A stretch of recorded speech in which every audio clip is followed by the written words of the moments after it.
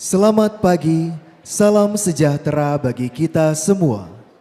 Pada hari ini, Rabu 18 September 2024, kita akan mengikuti Studium Generale bersama Dr. Tirta Mandira Hudi MBA, selaku Owner Shoes and Care Indonesia, Direktur Utama Nom Klinik, dan Direktur Utama 4Wave dengan topik Lifelong Learning, Langkah Kecil Menuju Mimpi Besar.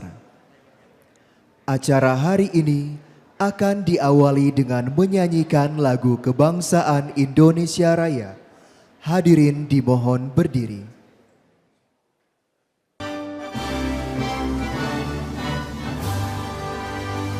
Indonesia tanah airku, tanah tumpah darahku. Di sanalah aku berdiri, jadi pandu ibuku. Indonesia kebangsaanku, bangsa dan tanah airku. Recording in progress. Bersatu, Indonesia bersatu. Hiduplah tanahku, hiduplah negeriku, bangsaku, rakyatku semuanya. Bangunlah jiwanya, bangunlah badannya untuk Indonesia Raya. Indonesia Raya, merdeka, merdeka, tanahku, negeriku yang ku cinta. Indonesia Raya, merdeka, merdeka, hiduplah Indonesia Raya. Indonesia Raya, merdeka, merdeka, tanahku, negeriku yang ku cinta. Indonesia Raya, merdeka, merdeka, hiduplah Indonesia Raya. Hadirin disilakan duduk kembali. Selanjutnya, kita akan mengikuti penyampaian sambutan dari Direktur Kemahasiswaan Institut Teknologi Bandung yang sekaligus akan membuka acara pada hari ini. Kami silakan dengan hormat Doctor of Architecture G. Prasetyo Aditama MSN. Selamat pagi semuanya. Assalamualaikum warahmatullahi wabarakatuh. Salam sejahtera, Om Swastiastu, Namo Buddhaya, salam kebajikan. Selamat pagi semuanya. Terima kasih Pak Dr. Tirta dan istri yang sudah berkenan hadir dan akan mengisi kuliah Studium Generale kuliah umum 4078 sesi pagi ini Rabu 18 September 2024. Para mahasiswa semuanya tentu saya kira sudah mengenal figur Dr. Tirta ini. Kita rasanya sudah familiar dengan nama beliau, atau paling tidak saya sendiri, terutama saat pandemi COVID ya. Beliau menjadi volunteer, menjadi relawan pada saat kita berjuang untuk bisa survive di masa pandemi COVID-19 kemarin tuh. Nah, hari ini kita akan mendiskusikan suatu hal yang penting tentang lifelong learning. Jadi salah satu tujuan pendidikan ITB itu adalah mahasiswa bisa punya kemampuan adaptasi, kemampuan menyesuaikan diri sehingga Anda bisa terus belajar sepanjang hayat gitu ya, kalau bahasa Indonesianya kira-kira begitu. Oleh karena itu kurikulum disesuaikan dan sebagainya untuk tujuan itu. Sebagai pengantar sedikit, mungkin para mahasiswa sudah mengenal juga, tapi boleh saya sampaikan bahwa Dr. Tirta Mandira Hudi MBA ini menyelesaikan studi di S1 Fakultas Kedokteran UGM, lalu S2 di SPM ITB. Lalu beliau saat ini adalah founder and owner dari Shoes and Care, lalu dia juga co-founder dari Communion Management dan seterusnya. Ini banyak sekali. Nanti Pak Sony ini staf dari SPM. Ada mahasiswa SPM di antara Anda semua di ruangan ini? Nah, itu udah mulai malu-malu, tapi yang U banyak. Saya juga menyapa kawan-kawan mahasiswa dan para staf pengajar di ITB Kampus Jatinangor dan Cirebon. Selamat bergabung pagi ini. Nah, tanpa berpanjang kata lagi, saya kira kita menantikan untuk bisa sharing, untuk bisa mendengarkan paparan Dr. Tirta ini, dan selanjutnya saya berharap para mahasiswa bisa merespon itu dengan pertanyaan-pertanyaan dan diskusi. Saya kira demikian, mudah-mudahan acara ini bisa berjalan lancar, dan oleh karena itu sesi mata kuliah Studium General KU 4078 ini secara resmi dibuka.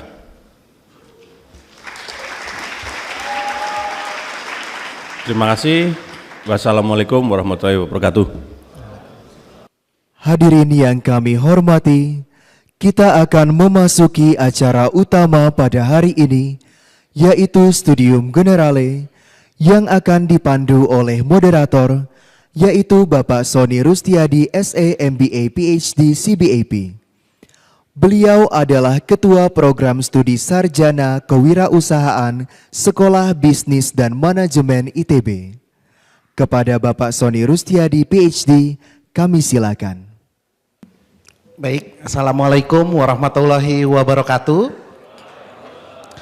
Selamat pagi, salam sejahtera untuk kita semua. Om Swastiastu, Namo Buddhaya, salam kebajikan. Yang terhormat Bapak Direktur Kemahasiswaan, Bapak Dr. Prastio, yang terhormat Kepala Biro Komunikasi dan Hubungan Masyarakat, Ibu Dr. Naomi Kusmawanto, yang terhormat Bapak Ibu dosen, tim pengajar Studium Generale, Pak Ferry, Pak Umar, dan juga Bapak Ibu yang bergabung di Jatinangor Kampus dan juga Kampus Cirebon. Kepada yang terhormat juga tim Ditmawa dan tim komunikasi dan Humas ITB yang support selalu kegiatan Studium Generale kita. Yang saya cintai mahasiswa ITB, khususnya peserta Studium Generale September 2024 di Kampus Ganesa, di Kampus Jatinangor, dan di Kampus Cirebon yang bergabung baik melalui Zoom maupun YouTube channel official ITB. Ini luar biasa hari ini Bapak Ibu, biasanya kita mungkin masih ada kursi-kursi kosong, tapi sekarang bahkan ada yang ngemperan ini Mas Tirta. Jadi ini betul-betul teman-teman ingin mendengarkan insight nih, bukan saja mungkin menambah followernya Mas Tirta, tapi juga kita tahu bahwa Mas Tirta ini seorang influencer yang mempunyai sebuah misi juga begitu ya. Sedikit saja menginspirasi teman-teman begitu ya, kekuatan tentu nanti kita gabungkan dengan pesan-pesan yang akan disampaikan Mas Tirta ini. Mas Tirta ini tadi disebutkan sebagai owner Shoes and Care Indonesia, Direktur Utama Nom Clinic dan Direktur Utama Forwave. Tapi sebelumnya ada sedikit sebuah video yang disiapkan oleh panitia untuk teman-teman yang pura-pura nggak tahu siapa itu Dr. Tirta. Silahkan.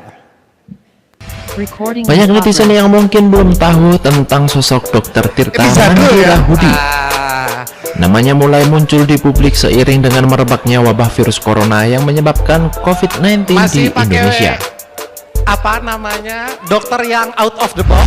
Dengan kapasitasnya sebagai dokter lulusan Universitas Gadjah Mada itu kerap mengedukasi masyarakat tentang COVID-19 melalui media sosial Instagram, Twitter, sedikit saja dan informasi begitu ya.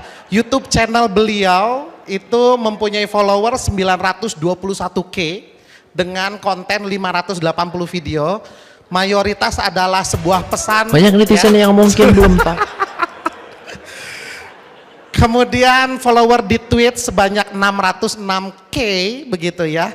Dan lebih amazing lagi IG-nya 2,9 juta. Jadi 1% masyarakat Indonesia udah follow Mas Tirta ini. TikTok 1,3 juta dengan centang biru tentu. Sedikit profil mungkin tadi sudah dibacakan, tapi Mas Tirta ini punya bisnis sepatu sudah lebih dari 70 cabang dengan omset mungkin miliaran begitu. Punya brand sepatu lokal, Kenki Story, mengedepankan lagi kelokalan dan kekuatan Indonesia karena kita mampu untuk berdiri di kaki kita sendiri.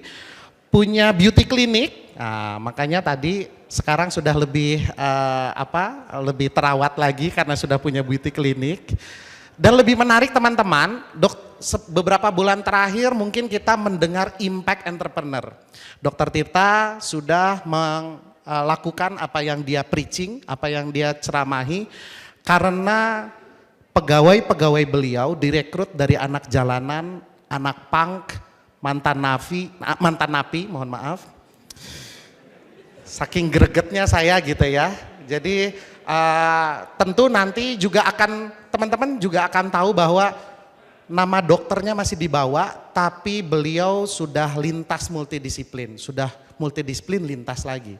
Sebagai salah seorang alumni ITB dari Sekolah Bisnis dan Manajemen di program MBA, ternyata juga beliau ini adalah loyalis ITB. Kenapa? Karena istrinya juga lulus dari Recording MBA in ITB. progress. Wah, jadi ini loyal customernya ITB ya. Waduh. Dan kebetulan istrinya juga adalah bimbingan saya Pak Pras, Bu Naomi. Jadi banyak touch pointnya ada Mas Tirta. Dan Mas Tirta ini sekarang juga kalau teman-teman mau berinteraksi dengan Mas Tirta, beliau juga adalah seorang mentor bisnis di Sekolah Bisnis dan Manajemen. ITB tentu ya. Jadi masih banyak chance untuk bertemu. Waktunya sudah merah, mari kita sambut dengan hangat Dr. Tirta ke panggung. Selamat datang Mas. Oke. Mas Tirta, biasanya sih formal, tapi tadi Mas Tirta backstage sudah minta izin ke Bu Naomi dan Pak Pras, mungkin akan agak interaktif dan akan lari-lari. Betul. Oh, gak lari-lari sih. Gak lari-lari ya, oke. Karena konten terakhir tentang lari-lari ya dan sepatu. Iya, ya? kemarin sih leg day, larinya nanti sore. Oke, di Bandung mungkin ya. Oh enggak, di Bandung banyak tanjakan. Baik Mas Tirta, kita punya waktu sekitar 20-30 menit. Mas Tirta bisa menggunakan mimbar, bisa interaksi langsung dan the stage is yours Mas Tirta. Oke, sebelumnya thank you ya Pak, sorry ya. Itu tadi video yang masa lalu tuh tolong itu jangan menjadikan inspirasi itu. Tirta maaf yang masih agak-agak ya terlalu sotoy ya, jadi buang aja. Sebelumnya Assalamualaikum warahmatullahi wabarakatuh. Ya, terima kasih teman-teman ITB, berarti tolong yang salam Ganesha jangan nanti viral di Twitter. Gerakan awalnya soalnya kok gitu ya gitu. Jadi sebelumnya saya kenalkan diri dulu yang belum tahu, saya Tirta. Saya S1-nya tuh di UGM, dokter umum masih aktif, cuman SIP-nya nggak saya ambil, lebih fokus ke manajerial. Dan kedua saya ngambil di MBA. Nah jadi ada perjalanan, saya jeda dari S1 ke S2 itu hampir 10 tahun. Jadi 10 tahun. 10 tahun saya ngapain tuh cari uang ya, cari uang. Karena figur mungkin teman-teman tahu saya punya privilege paling kuat. Recording jadi saya langsung to the point aja karena tipikal motivator, ini ngomong kosong nih. Saya punya privilege. Privilege terkuat saya adalah bapak ibu saya, jelas. Bapak ibu saya keduanya pengajar. Bapak saya adalah pengajar ekonomi yang akhirnya menjadi perbankan. Beliau adalah direktur utama BPR di Jawa Tengah. Jadi langsung to the point, dah clear. Saya tidak pernah ngomong dari nol ya. Awas kalau nanti ada yang goreng, peng. Dan kebetulan mood saya sekarang lagi bagus, Liverpool menang 3-1, sorry. Sementara tim sebelah menang 7-0 di UCL ya. Sebentar, Universal Carabao League. Jadi alhamdulillah saya hari ini mengajar dengan happy. Jadi yang kedua, tadi saya sampai mana ya sebelum Liverpool?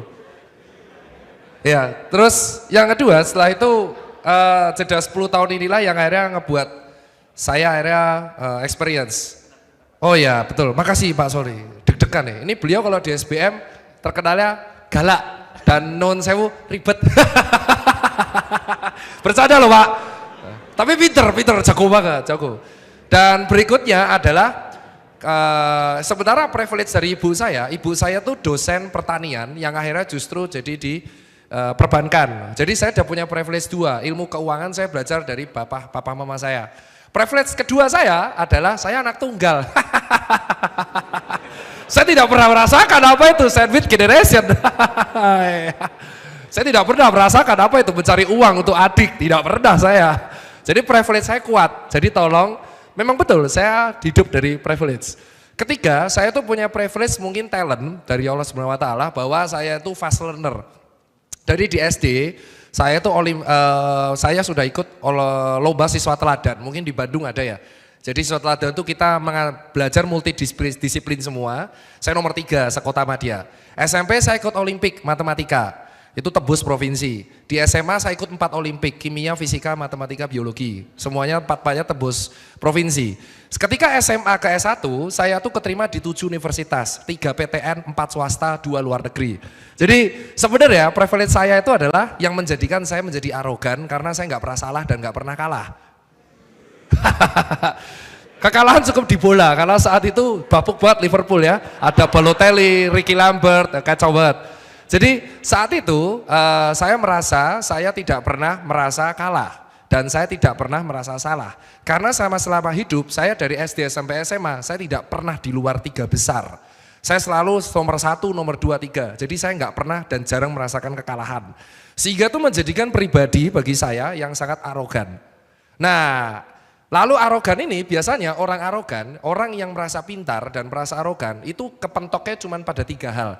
1, kesalahan fatal yang menyebabkan hancur income-nya. Kedua, ketemu orang yang lebih pintar. Ketiga, dua-duanya. Kebetulan saya merasakan itu di COVID, jadi saya merasa paling pintar saat itu. Dan akhirnya saya kepentok di situ. Kalau satu hater gak apa-apa, loh kok haternya baik banget. Jadi banyaknya haters di medsos itu ngebuat saya refleks kayaknya ada yang salah dengan diri saya, dengan cara penyampaian. Nomor 2, ketika akhirnya saya memutuskan sekolah lagi, ternyata ketika saya masuk SBM ITB itu lintas disiplin, saya menantang diri saya apakah bisa seorang dokter mempelajari ilmu keuangan dan saya nggak ngambil entry, saya ngambilnya GM, General Management, jadi pure belajar keuangan di situ. A juga ternyata. Tetap arogannya ada, tapi gak usah tepuk tangan. Maaf Bu, maaf. Kok udah usah tepuk tangan? Saya kira mahasiswa tadi Bu. Siap salah. Jadi saat itu saya ketemu satu dosen namanya Bu Nila. Bu Nila itu seumuran saya, 3 bulan lebih muda dari saya, tapi beliau sudah PhD dan menjadi staf direkturnya, kalau nggak salah pemimpin marketingnya di sana ya, divisi marketing kurikulumnya SBM Jakarta. 3 bulan lebih muda dari saya. Dan beliau sudah PhD dan sekarang lagi fellowship di bidang AI. Dari situ saya kepentok, oh ternyata ilmu yang saya pelajari selama experience 10 years itu kurang banget. Jadi saya di situ kepentok 2 dan itu yang merubah saya jadi seperti ini. Jadi teman-teman harus tahu, perubahan orang itu penting dan itu terjadi di sekarang. Jadi ketika saya melihat diri saya masa lalu yang rambut pink, itu diri yang paling saya jengkel gitu. Jengkel, saya aja kesel, saya tuh lihat video ini kenapa orang bisa follow ya, saya kesel. Dan ketika saya kesel, itu namanya saya merasa diri saya tuh saat itu adalah NPD. Jadi Narcissistic Personality Disorder. Orang yang mengalami NPD itu tidak sadar dia NPD. Dia hanya haus likes, validasi, pengakuan. Jadi saat itu saya nggak tahu kalau saya itu NPD. Saya baru sadar ketika sekarang, ketika kayaknya norak banget gitu. Jadi wajah saya yang rambut pink, yang udah pink memudar gitu. Itu saya cetak, saya print di wallpaper sama kamar saya di Jogja. Jadi ngeselin nih orang gitu. Jangan jadi seperti ini. Jadi saya mengcompare diri saya di masa lalu untuk menjadi motivate, jangan sampai seperti itu lagi. Itu orang yang uncontrol, orang yang merasa dirinya tahu segalanya, itu nggak boleh. Dan ini akan saya kasih ke teman-teman semua. Kenapa diri saya yang pembelajaran apa yang saya dapat? Kenapa judulnya lifelong learning? Karena ini saya pelajari ketika saya koas. Saya S1 FK di UGM itu straight A dari semester 1 sampai semester 4. IPK 4. Saya jeblok itu di semester 5-6 yang endingnya saya jadi cuma 3,8. Jadi cuman bro Kumlot tuh bagi saya makanan sehari-hari mas, hari santai saja. Loh, harusnya mahasiswa tuh gampang loh dapat kumlot. Bingung kan? Nah, saya kasih tahu caranya. Ada tipsnya. Cara mendapatkan kumlot ala Tirta. Ya, simple jawabannya, pinter. Nah, gitu. Ini pamer dulu, validasi, biar terlihat, ini motivasi. Bisnis Susan Care ini saya buat ketika follower saya masih 1000. Saya buat bisnis Susan Care dari mana? Ada yang bisa tebak? Kalau ada yang bisa nebak, angkat tangan saya kasih sepatu. Ya, karena Kangki Tirta akan rilis lagi di Oktober, Walking Shoes itu 10.000 pair dan gak akan rilis lagi. Jadi saya akan kasih pre-rilisnya. Yang bisa nebak, bisnis Susan Care ini berawal dari platform apa? Angkat tangan. Oke, Anda ya, wah rambutnya sama. Angkat tangan, kenalkan diri dulu. Kenalkan diri dari fakultas. Wih, maaf dong. Gak apa-apa. Kapan lagi loh ya, PhD bantu saya. Biasanya kalau di kampus dikasih tugas di Google Classroom. Monggo, kenalkan diri dulu. Saya Hima dari Teknik Informatika. Angkatan? Angkatan 23. Masih muda ya, tua saya. Monggo. Platform pertama Kaskus. Oke, tepuk tangan, benar ya. Nanti bisa ke istri saya di notes, nama, nomor HP, alamat, size. Nanti tak kasih. Simple ya kan. Jadi betul, saya itu Susan Care itu bukan dari medsos. Karena ketika saya di COVID itu viral, Tirta buat Susan Care. Ente ini gak tahu, saya tuh lulus dokter gara-gara Susan Care. Susan Care itu pertama kali saya buat di Kaskus. Jadi ketika Fufu Fafa viral, newbie tuh. Oh bentar, itu newbie tuh. Kenapa? Newbie tuh. Saya main kasus 2008 saya, dari SMA. Saya cendolnya 2, ngumpulin sendiri. Jadi kenapa kok postingannya receh? Saya kasih tahu ya, kenapa Fufu Fafa posting kayak gitu ya. Karena kalau kita semakin banyak posting, itu ngumpulin 2 hal. 1 bata, 1 cendol. Nah mungkin menurut saya Fufu Fafa ngumpulin bata. Jadi biar dibata terus itu kan. Karena ada namanya bata kolektor. Nah saya itu ngumpulin cendol. Jadi setiap threads harus saya komen. Nggak boleh komen pertamax karena akan dianggap spam sama momot. Kedua, kita tidak boleh komen emot dan kita tidak boleh komen sundulgan. Itu ngeselin itu. Nah, ucapan aneh ente itu adalah dari Kaskus. Di Kaskus saya ketemu forum tuh 2. Satu forum musik yaitu Blink-182 karena saya memang band-bandan. Kedua, saya ketemu forum namanya Macbeth, yaitu sebuah brand yang dibuat Tom Dillon. Jadi, bisnis Susan Care itu karena platform Kaskus. Ada cuciannya namanya, akun saya bisa di-add namanya Schwann, SCHWANN. Itu sel saraf, ya pelapisnya sel saraf. Saya buat di 2008 akhir.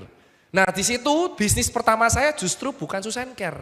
Bisnis pertama saya adalah jual power balance.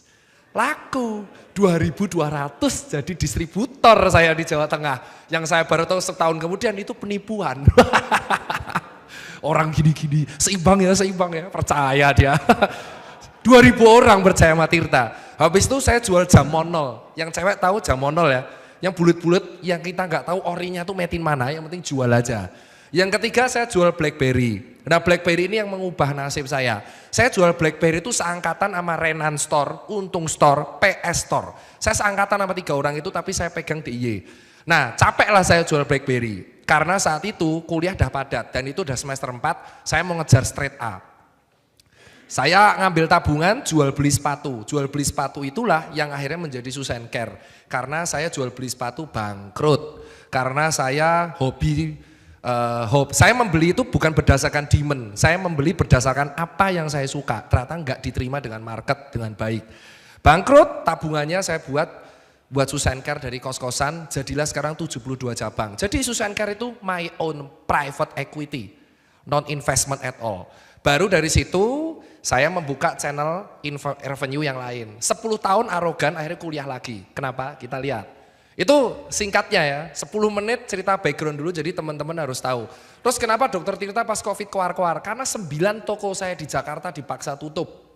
Itu yang teman-teman nggak tahu. Sementara toko saya di luar Jawa itu boleh buka. Nah kan saya logikanya kan nggak masuk ya sebagai dokter ya. Ini berarti Covidnya di Jakarta doang nih. Soalnya toko saya di Jakarta tutup, tapi luar Jakarta, luar Jawa toko saya buka blong-blongan. Maka dari situ saya edukasi. Either kita tuh blong-blongan atau mau tegas sekalian. Jadi adil gitu loh. Toko saya tuh down, benar-benar 9 tutup. Nah dari situlah saya mulai edukasi terus-terusan, ternyata meluruskan mitos dan fakta. Sebelumnya saya tuh lebih edukasi mengenai hal-hal kesehatan yang segmented. Jadi bahasa medis banget sama bahas sepatu. Mungkin teman-teman ada yang pakai sepatu Kompas, Ventela, Patrobas, pabriknya di sana. Itu yang review periode adalah saya di 2016 sampai 2018. Next, ini toko saya di Postblok. Yang ini 4Wave. 4Wave ini tiga-tiganya adalah alumni ITB. Saya kuliah karena istri saya ngajakin. Jadi dia lulus dulu, saya masuk IPB, lalu saya ngajakin partner saya Jupaka masuk Blemba. Lalu tim saya, pegawai saya masukin di ITB. Jadi berkah saya tuh PT saya membawa 4 Pak ke MBA Pak. Harusnya habis ini Pay One Get Two Pak. Ya UKT ini lumayan. Ya terus setelah ini 4Wave ini bisnis consultant, not agency. Jadi kita membantu teman-teman klien dari perusahaan yang skalanya gede, large, big enterprise, sampai small medium enterprise. Lucu kan dokter di bidang ini? Bisa lah. Next. Nah ini beberapa klien dari kita, ini ada, sekarang tambah 1 kompetitor Lemin, Aqua juga masuk. Saya kan Luis Figo kan, kemarin Barcelona terus Real Madrid, ternyata suksesnya Real ya, semoga saya sukses di Aqua gitu kan. Nah ini klien-kliennya, terus ini paling kocak, ini bukan NPD, jadi di sini saya namanya live log. Nah, jangan takut bertanya sama orang. Jadi saya pada waktu itu mau masang baliho di Yogyakarta. Namanya memasang baliho itu adalah strategi advertising konvensional, visual, delivering message to the customer. Terus kita harus tahu message apa yang paling tepat. Saya tanya sama teman-teman Vindes yang kebetulan mereka itu adalah jebolan Net TV sama Trans. Saya tanya sama mereka karena saya jadi host di Vindes, host Speak Bola, hari ini syuting. Bahas kekalahan Liverpool terus jadi menang lagi. 3-1 mental UCL bos. Terus dari sini mereka tuh mengatakan bahwa perubahan transformasi di wajahmu dan perubahan transformasi di badanmu itu bisa meningkatkan trust dari klinikmu. Saya tuh nggak pede majang wajah saya di baliho. Lalu orang dari Vindes inilah yang memberikan advice, kalau dari marketing dan advertising kayaknya kamu masuk di balihomu sendiri. Toh kosnya nggak ada. Menyewa kamu kan kamu CEO-nya jadi nggak ada kosnya. Saya majang nih. Ternyata baliho ini sukses meningkatkan customer baru. Jadi new customer acquisition sampai 22%. Baliho tok. Dan harga baliho ini cuma 12 juta per bulan di Yogyakarta. Meningkatkan jumlah customer baru 22%. It means that the data is mining. Data baru ini yang bisa aku tek-tek. Oh aku bisa ngapain. Ternyata baliho ini sukses di Yogyakarta. Dari apa? Dari mendengarkan saran orang yang ahli di bidangnya. Apakah dia S2? Tidak. Dia S1, tapi punya pengalaman kerja 10 tahun. Itulah definisi lifelong learning. Jangan takut bertanya. Saya nggak tahu. Lalu saya tanya teman Vindes, bener nggak sih baliho itu bermanfaat? Oh bener dok, kalau di daerah yang gini-gini itu bermanfaat. Dan dia mengeluarkan satu plot twist. Ini keren. Ini yang ngomong temanku di Vindes, namanya Mas Noval dan Mas Fajar. Behind topik-topik yang kalian viral di Vindes, ini Mas Awan, Mas Noval, dan Mas Fajar yang ngebuat topiknya. Saya tanya, musik genre apa yang sekarang paling sering didengerin di seluruh Indonesia? Pop, oke? Hah? Iya. Dangdut koplo adalah musik yang paling sering didengarkan di Indonesia. Siapakah bayaran termahal? Masih dangdut koplo. Ya. Bahkan Anda ke Kalimantan, Anda bisa dengerin orang tuh dengerin musik dangdut koplo tanpa tahu artinya. Kemarin di Bali saya juga, jadi asal teman-teman tahu, dangdut koplo adalah salah satu deliver musik yang bisa menyatukan dari A sampai Z. Dan itu benar. Jadi ketika Anda musiknya skena sekali, itu less than 10% coy. 10%. Jadi tidak usah merasa sok paling keren karena Anda cuma 10%. Ya keren sih itu paling beda. Tapi ketika 10% ini dikonversi ke sales, itu belum tentu works buat brand. Nah kita tergantung memandangnya sebagai penikmat atau sebagai corporate. Maka wajar gak kalau Pesta Pora yang akan besok main kan, ada yang nonton Pesta Pora ke sini? Beberapa diantaranya itu tiba-tiba masuk koplo kan. Ya, dulu Synchronize masuk koplo kan. Kenapa? Karena memang itu yang disukai ternyata dominan warga. Dan itu yang disukai sama emak-emak ketika dia lagi motong sayur, musiknya itu. Dan itu tidak boleh kita bantah, datanya memang begitu. Jadi jangan salah kalau banyak brand, banyak usaha, banyak partai politik yang bahkan menggunakan narasi dangdut sebagai narasi kampanye marketingnya. Itu life learning. Nah saya tuh out of the box tuh. Selama ini saya 30 tahun berpendapat musik pop, culture, pop, punk, rock, punk, blues, R&B, rap itu menyatukan semua. At the end saya baru tahu ternyata dangdut koplo menyatukan itu semua. Dan itu yang ngomong orang media, orang radio yang ngasih datanya ke saya. Kalau saya arogan, saya buang itu datanya. Tapi karena saya mendengarkan, berarti out of the box ya. Next. Nah ini plot twistnya Kangki. Ini soalnya habis ini teoritis. Ini slide yang saya buat. Nanti saya kasih tebak-tebakan soal slide ini. Kuisnya lucu. Pemenang kuisnya akan mendapatkan saya punya apa ya? Nanti saya kasih satu hadiah aja, sepatu atau aparel tas saja. Jadi ini saya menghasilkan total, ini kurang, harusnya 566 juta dari 566 juta selama, ada apa ya? Gempa ya? Oh gak kerasa ya? Sedikit ya, ya udah gak apa-apa. Itu karena Liverpool menang jadi bergegap gembita seluruh Indonesia. MU jelek, yes. Fans MU silakan keluar. Supaya Anda tidak mengganggu kesinambungan alam semesta. Nah jadi ini teman-teman harus tahu, kita akan lihat di sini. Jadi si Kangki ini tuh kalau teman-teman tahu kan pasti banyak yang bilang ya. Si Kangki Tirta itu kemarin sold 560 juta dalam waktu 2 jam. Nah ini tuh sebenarnya tesis saya. Plot twistnya tuh di situ. Jadi saya tuh membuat tesisnya adalah ada jurnalnya, kalian bisa download jurnal saya. Kalian bisa download kayak yang paper itu. Jadi saat itu saya menulis penelitian mengenai makro dan mikro influencer dan pengaruhnya terhadap purchasing decision dengan hard and selling language, hard and soft selling language. Jadi saya bandingin antara pengaruhnya Ari Lesmana sebagai makro influencer dan Aditya Logi sebagai mikro influencer dengan perlakuan bahasa hard dan soft terhadap purchasing decision di sepatu. Itu biayanya saya ngurus sendiri, saya bayar mereka, respondennya 1000. Plot twistnya adalah ternyata makro influencer yang dengan hard selling language itu bagus untuk ngeboost instant sales. Tapi kalau misalkan mikro influencer dengan hard selling itu bagus buat mendompleng atau mengeboost brand trust dan brand equity terkait. Tesis ini akhirnya dilakukan sama Piero. Piero nge-hire semua mikro influencer untuk brandnya.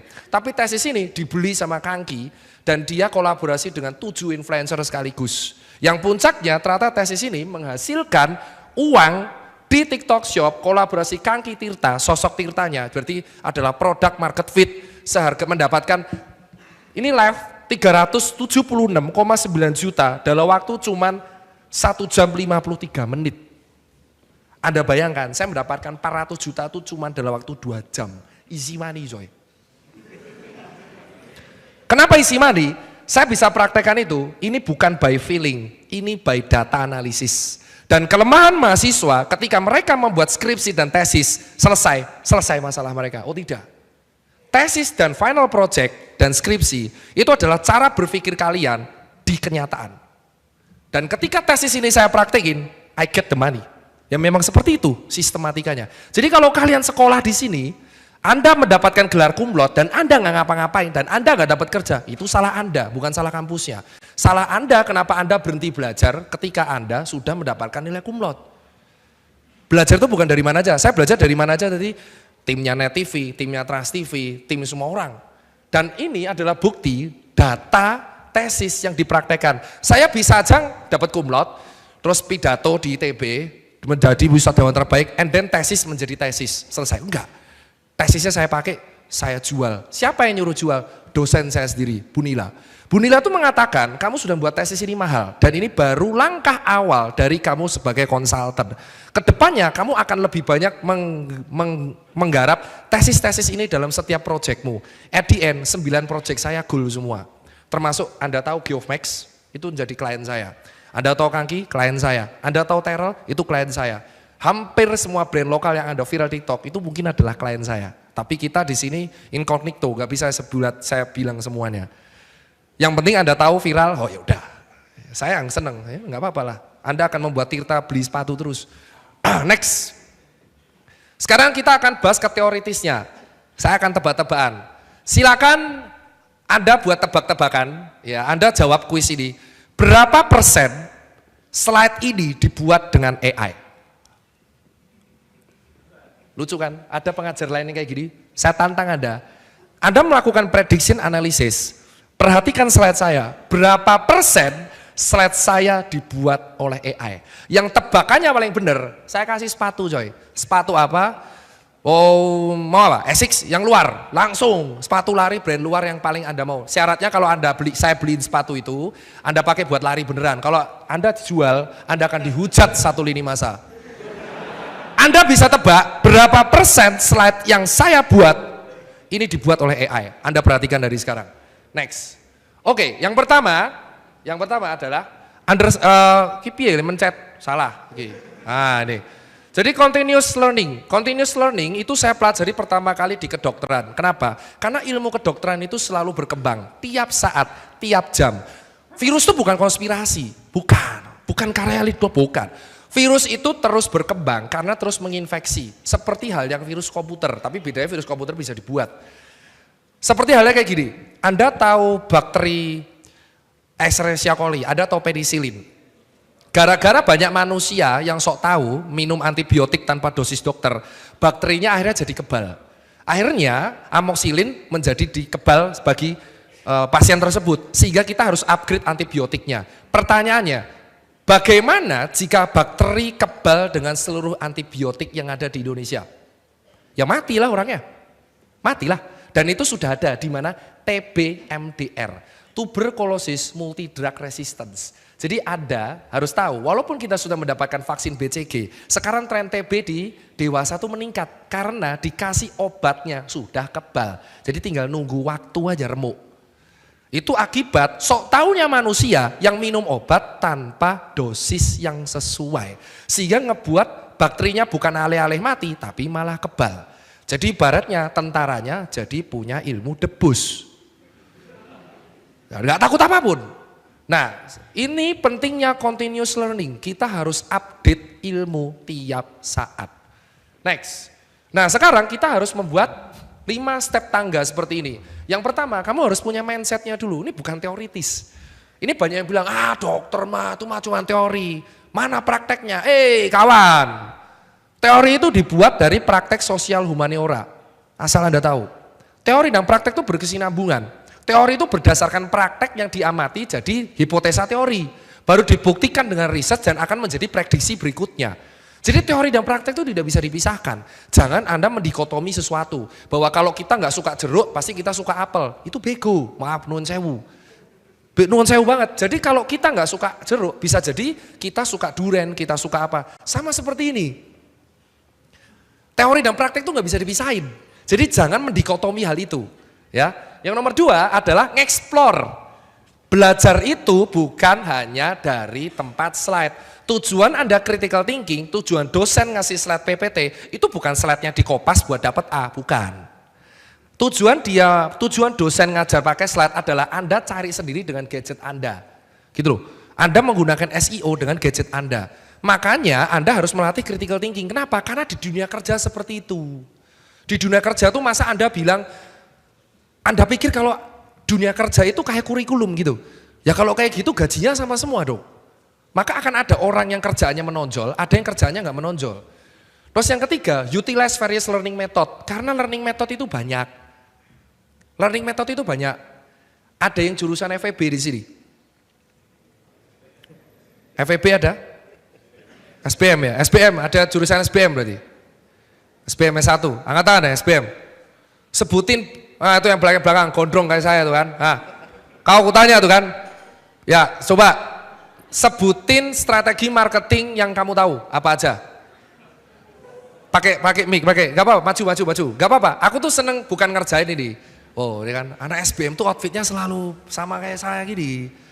Wis, paten. Outfit cek. Sepatu apa nih, Bang?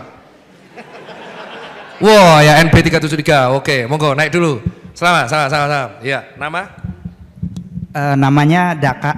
Oke, angkatan? Angkatan 2023. Oh, baru? Iya. Berarti baru 1 semester? Sekarang semester ketiga. Tiga. Iya. Sudah belajar strategi apa aja di SBM?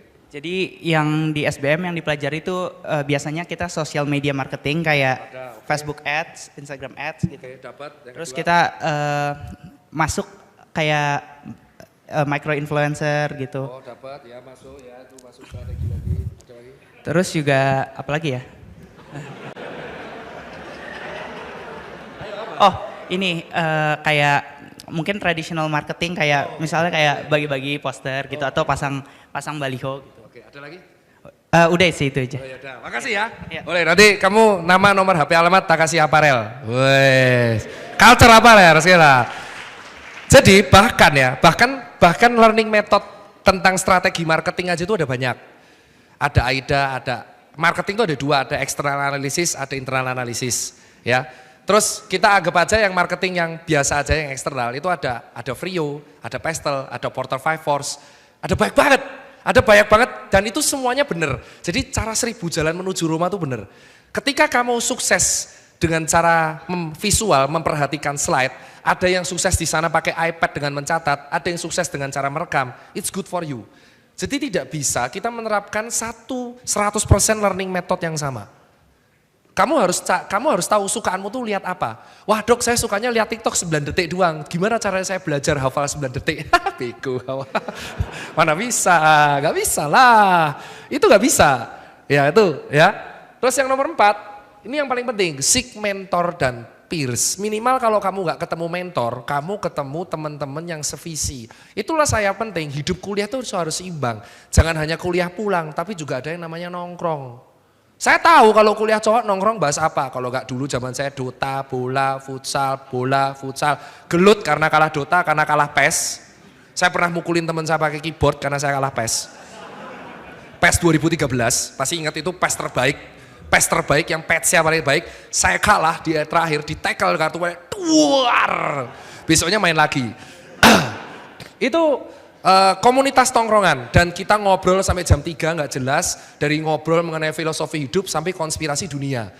Baru jam 3 tidur. Terus besoknya kesiangan kuliah dan repeat gitu terus. Ternyata tongkrongan itu yang menjadi networking paling kuat di masa depan. Kenapa? Sekarang saya tanya, ketika kalian lulus, yang nolong kalian siapa? Yang bakal nolong kalian di tempat kerjaan siapa? Orang tua kalian? Ya, kalau orang tuanya masih hidup. Siapa yang bakal nolong kalian kalau kalian nanti lulus? Teman kerjaan, Anda dianggap kompetitor di kerjaan Anda. Anda masuk sebagai, saya non sewu, saya internship. Internship, sana fotokopi. Iyalah, Anda tuh ketika masuk kantor jadi kompetitor, mengancam career path orang lain.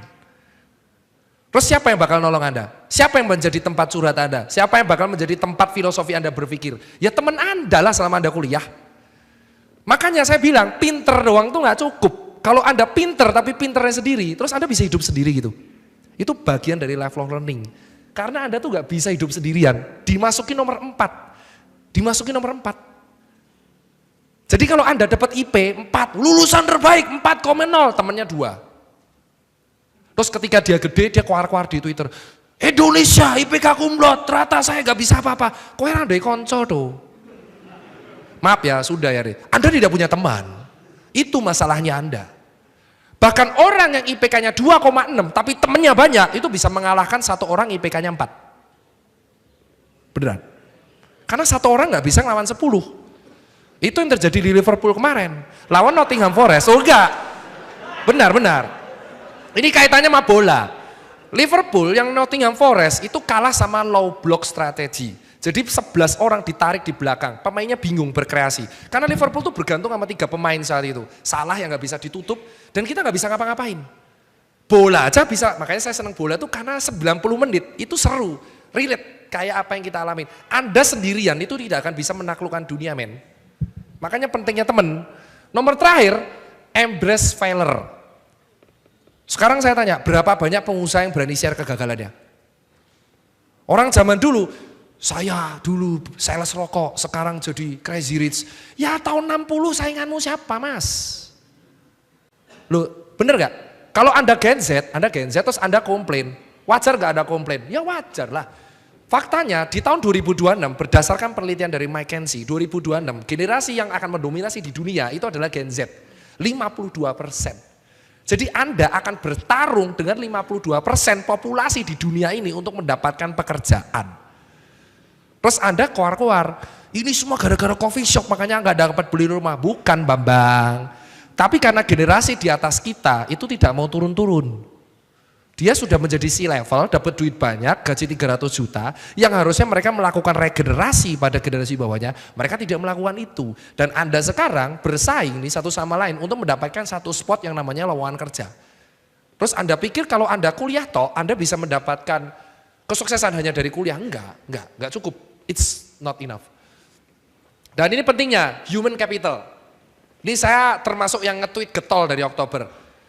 Anda pikir, berapa banyak pemimpin di Indonesia yang menjalankan indeks pembangunan manusia atau IPM dan yang habis itu yang tentang human capital, peningkatan human capital dan manajemen people, berapa pemimpin yang masukin ini ke programnya kalau kampanye?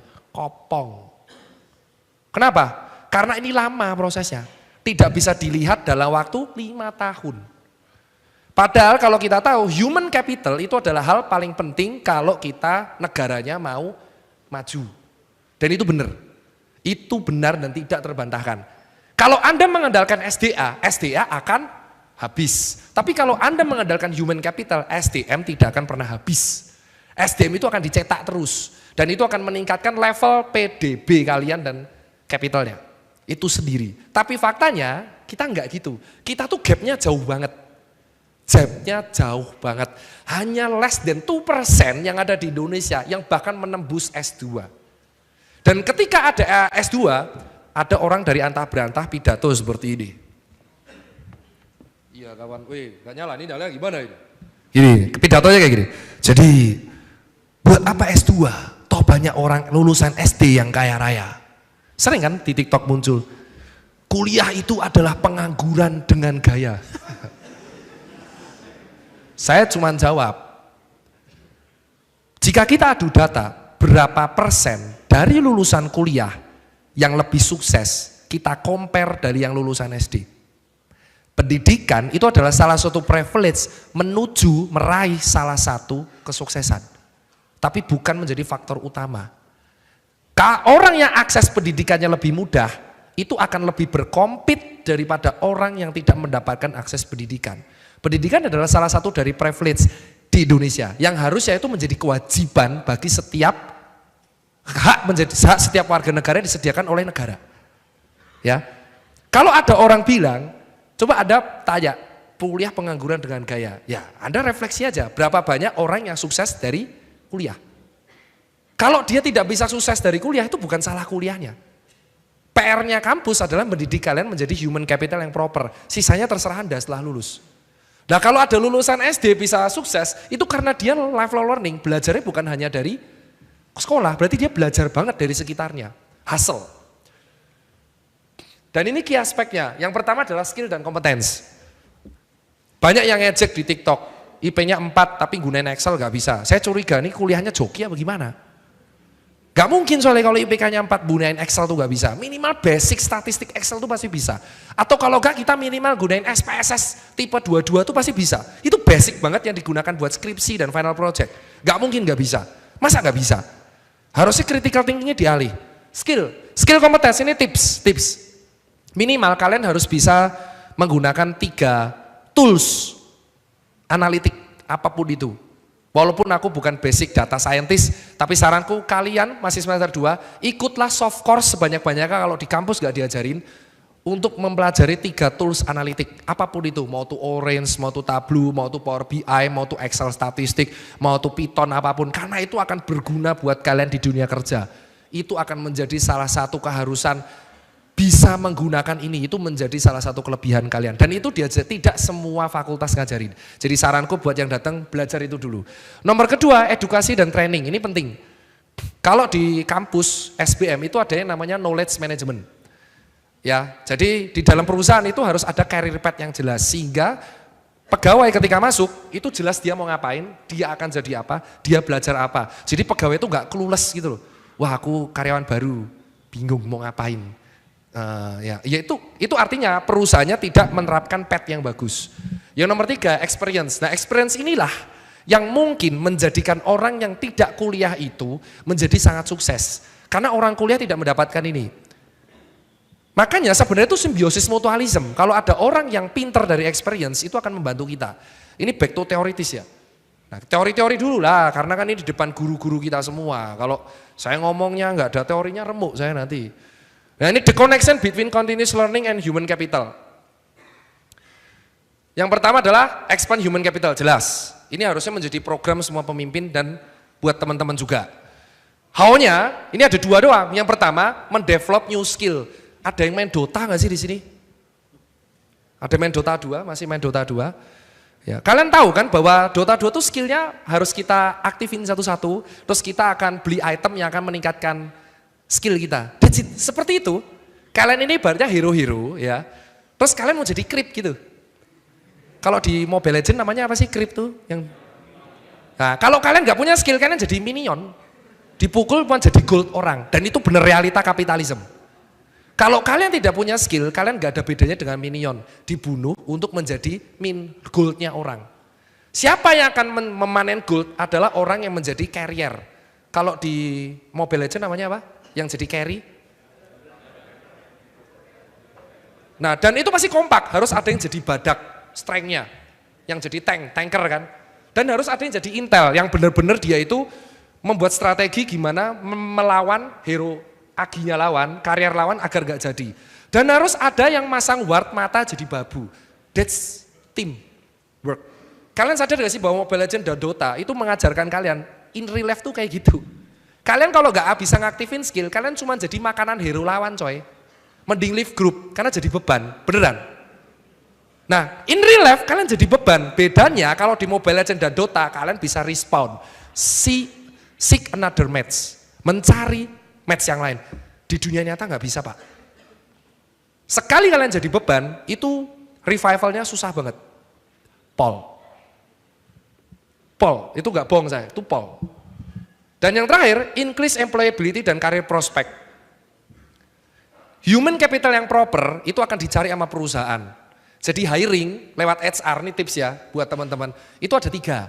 Ada yang namanya pro hiring. Ini yang kalian sering dengar lewat namanya orang dalam. Pro hiring itu tidak di-share lewat Glints atau job seeker.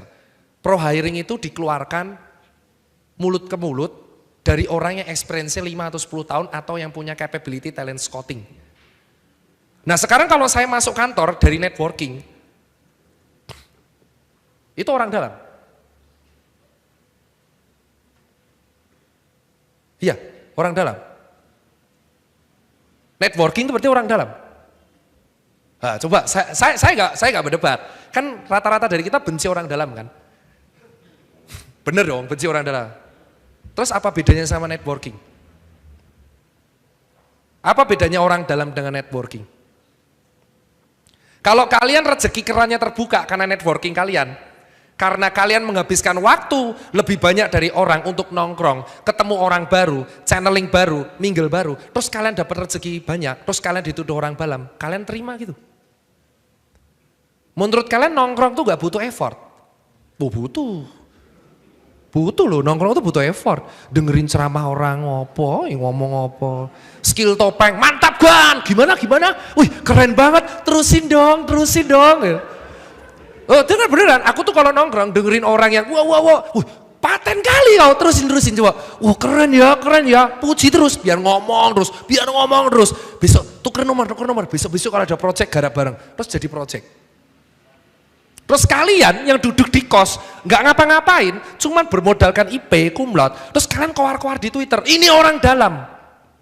Salah siapa? Kalian nggak nongkrong di luar. Salah siapa? Kalian nggak beraktif di luar. Salah siapa? Kalian nggak belajar.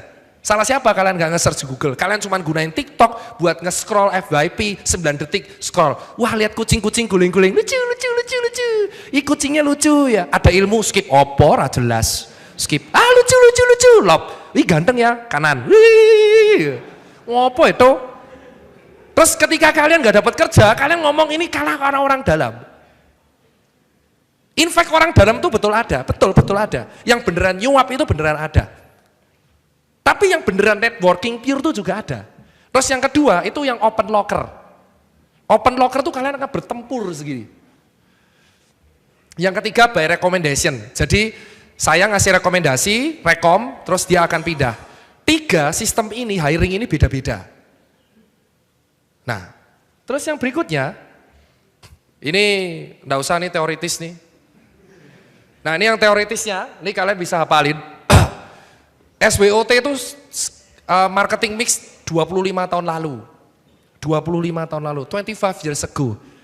Sekarang tuh udah ganti. Udah ganti kawan-kawan, wis ganti bro.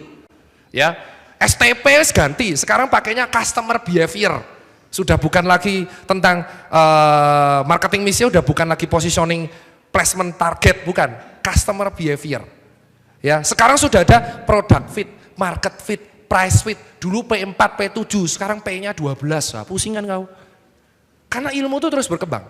Terus ada pikir itu teori. Kalau teori, gimana kangki saya bisa laku 400 juta? Banyak teman-teman industri sepatu bilang, kok Tirta bisa jual kangki 400 juta? Itu bukan karena Tirtanya, itu bukan karena kangkinya. That's data, demand market. Data pertama yang saya pakai adalah, saya tarik data dari penjualan sepatu global tahun 2023, kuartal 4 dan kuartal 1 2024. Ternyata 3 besar yang paling laris adalah sepatu buat jalan kaki. Pertumbuhan sepatu terbesar di dunia ini didominasi oleh 3 brand. 1, Hoka. 2, On Running. 3, Skechers. 3 brand ini saya lihat desainnya, mana yang paling laku? Ternyata Indonesia laku yang mirip Hoka Clifton 8 atau mirip Cloud Surfer 5 atau mirip Skechers Go Walk. Dan orang Indonesia tuh masih menganggap sepatu enak tuh empuk. Maka jadilah produk desain kangki Story Sensu. Lalu kita riset, price-nya berapa? Kita lempar, namanya survei analisis. Kita A/B testingnya pakai survei analisis. Sampelnya gampang, pakai Slovin. Dokter tahu kan?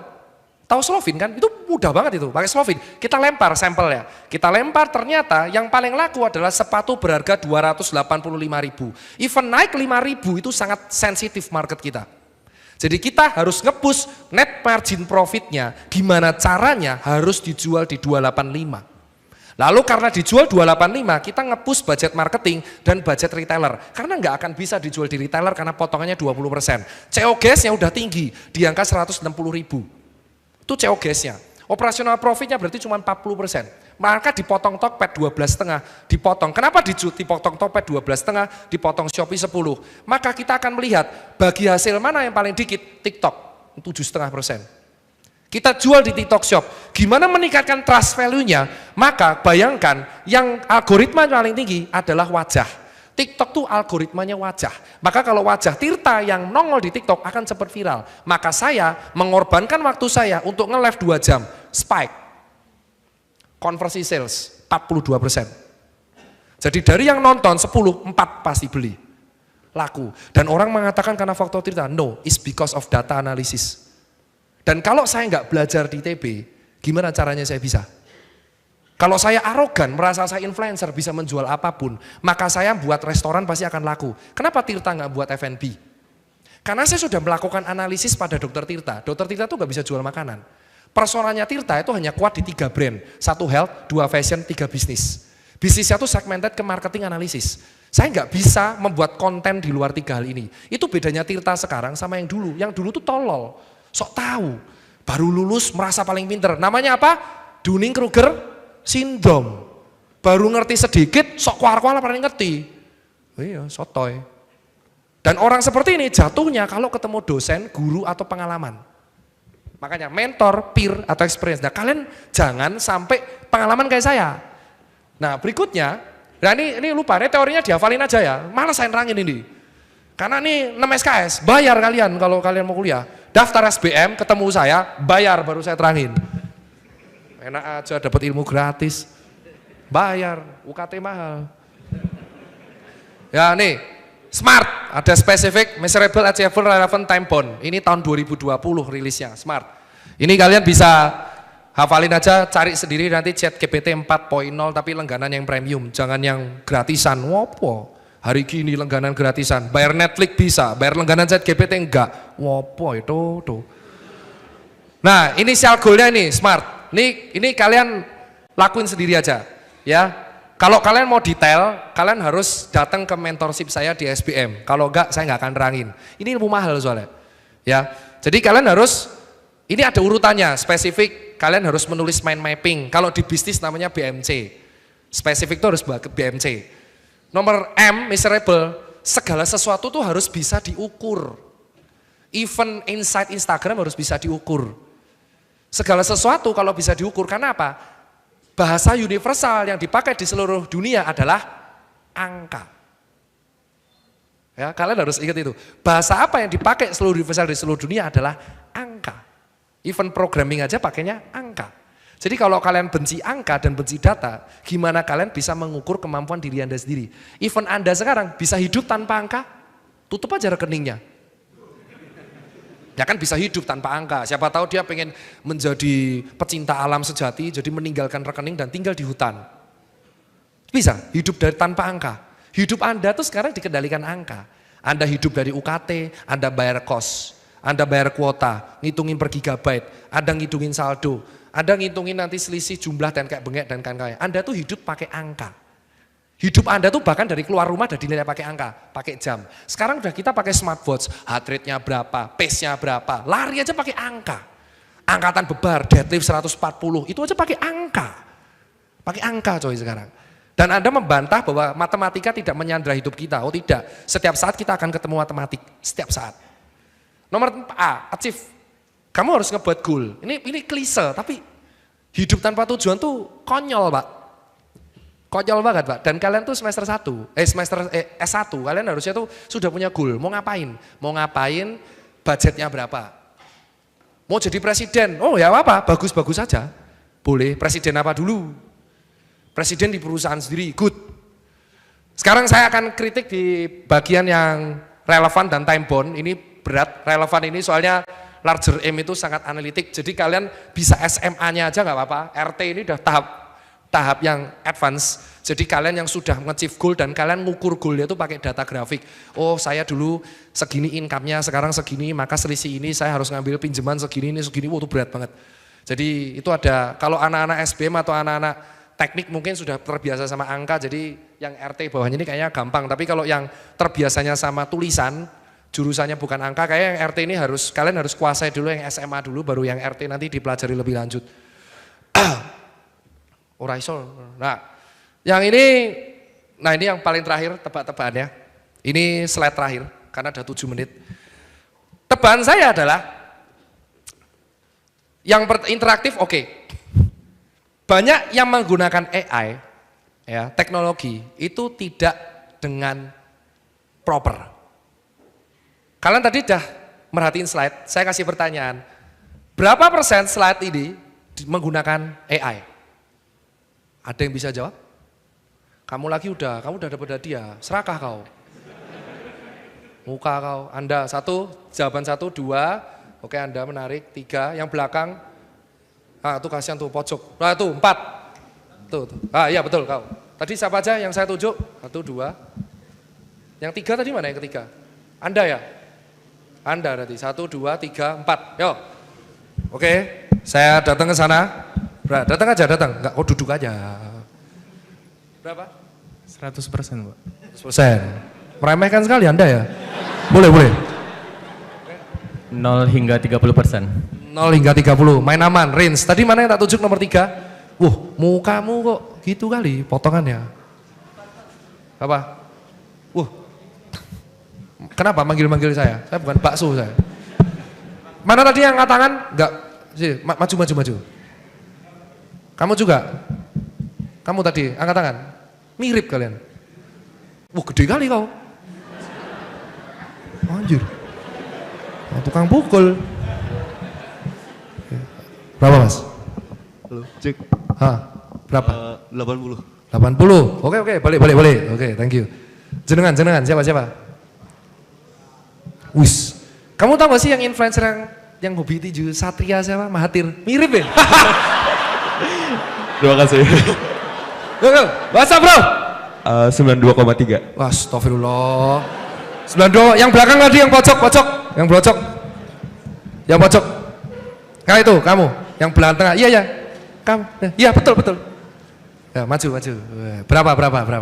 Tadi 100, 0 sampai 30, 80, 92,3, 4 berarti ya. Serem kali ya sini. Anak-anak Gen Z emang badannya gede-gede orang ya? Serem ya? Berapa Pak? 95-an. 95, wah berarti tadi yang jawab 90 ada 2 ya? Oke, jawabannya ini saya menggunakan AI di sini tuh di angka sekitar 60%. Pasti Anda bingung kan? 60% itu dari mana? Ini tebakannya. Jadi teknologi and tools, kalau saya nggak bilang, Anda nggak akan tahu. Anda harusnya relate dan sadar, apa yang saya omongin itu nyebrang dari slide. Itulah gunanya critical thinking. Coba kalau saya nggak bilang, Anda nggak akan tahu. Coba kalau rektor yang bilang, Anda nggak akan tahu tuh AI. Karena trustable-nya kita, itu by sosok. Kultus. Mentang-mentang dia keren, apa yang dia sampaikan akan menjadi auto benar. Betul? Betul. 60% ini pakai AI. Dari mana Anda harusnya kritis? Dr. Tirta ngomongnya itu nyebrang dari slide. It means slide ini hanya menjadi patokan poin.